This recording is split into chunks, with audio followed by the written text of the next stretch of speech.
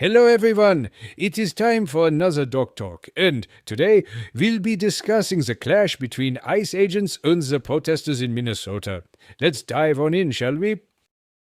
1 week after Renee Good was shot and killed by an ICE officer, and this morning at least 6 federal prosecutors have resigned over how the case is being handled by the government, focusing on investigating Renee Good and her ties to protest groups, the Trump administration claiming she was a domestic terrorist. Renee Good was certainly not a domestic terrorist. She was brainwashed into fighting for a silly cause. But she is no terrorist. She was interrupting a federal arrest and breaking the law by doing so, but she is no terrorist. Labeling her that show that the right is the same as the left. Let's take a situation and frame it to the public in a way that best fits our narrative. This is why I'm so over the left and the right. 1 week you have Charlie Kirk getting shot in the neck for openly debating people, and the left laughs it up and spins his words to seem like he was an evil Nazi. Then you have a situation like Renee Good, and that the right is chuckling it up and making memes out of this woman. It's so sad to see the country divided to this extent. This woman had consumed so much toxic media from the left that she put herself into this terrible scenario. These people truly believe that Trump has a Gestapo and is just rounding people up on the streets. It is because of the narrative that the left has created around immigration that she felt so compelled to break the law. State and local officials outraged, saying the FBI is not sharing evidence. The Department of Justice Civil Rights Department, which conducts use of force death investigations, has been excluded from this particular operation. So the people who do officer-involved civil rights use of force cases are not involved. But Deputy Attorney General Todd Blanche saying there is currently no basis for a criminal civil rights investigation. Tensions in the city rising, agents deploying tear gas into a crowd, demonstrators throwing snowballs, body slamming an ICE vehicle, a protester pinned to the ground while residents filmed and confronted agents. A woman pulled out of this vehicle while claiming she's disabled, and allegations that American citizens were detained while working at this Target store in Minnesota. As for Renee Good, President Trump was asked what he would say to her father, Trump saying, "I would bet you that she, under normal circumstances, was a very solid, wonderful person, but her actions were pretty tough." Influential podcaster Joe Rogan weighing in, appearing to question the administration's immigration crackdown. And I can also see the point of view of the people that say, yeah, but you don't want militarized people in the streets just roaming around, snatching people up, many of which turn out to actually be U.S. citizens that just don't have their papers on them. Are we really going to be the Gestapo? Where's your papers? Is that what we've come to? Really, Joe? Many of the people that were detained were citizens? There have been mix-ups along the way, sure, but to claim that many of them were just citizens is crazy talk. ICE specifically targets undocumented immigrants that have committed crimes. Yet another prime example of manipulation. They even left out the other half of what Joe Rogan was saying. He led with, but I could also see the point of view. He was playing devil's advocate, and they cut out the half that was supporting the enforcement of deportations.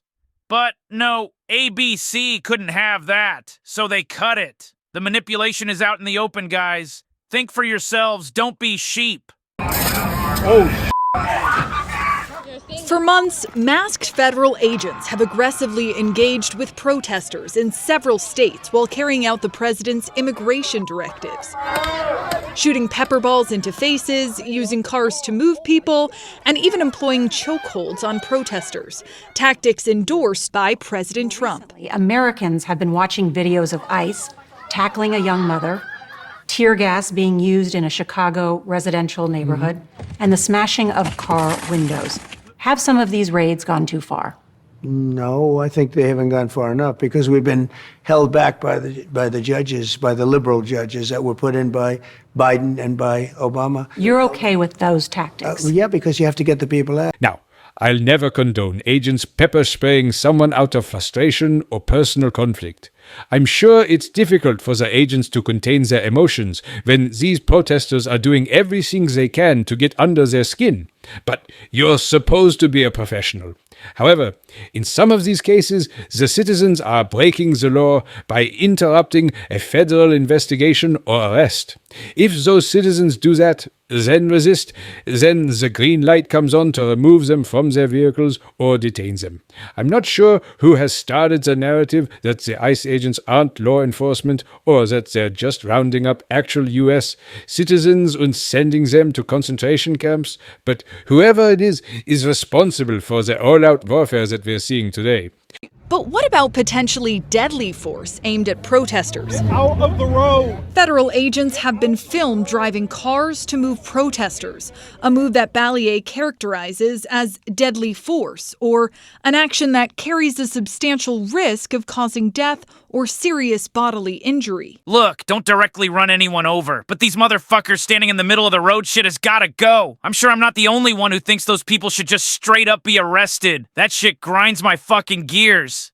Wow, Get someone's these hanging off the goddamn car. lunatics Oh my off the God. streets. These vehicle maneuvers are extremely difficult and troubling to watch. You could go from zero to lethal in a blink of an eye. In this video taken in Chicago in October, a federal agent in an unmarked car is seen driving into a protester in the street.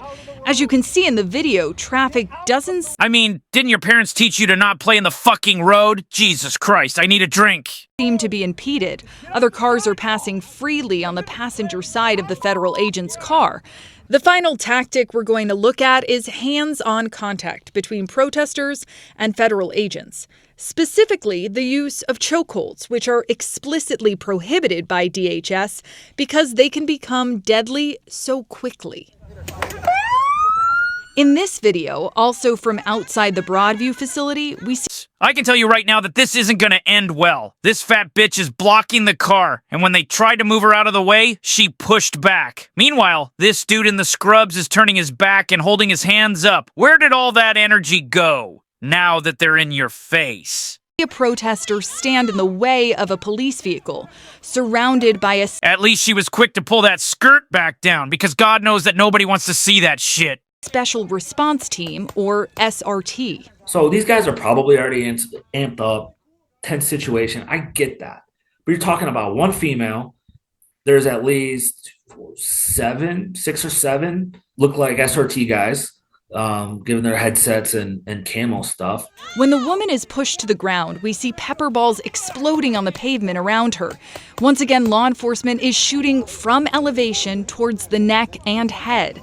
This poses a danger to the officers as well, at least one that can be seen not wearing a helmet, which puts him at risk from the officers shooting from overhead. So again, tactically, why do you have a face mask and no helmet?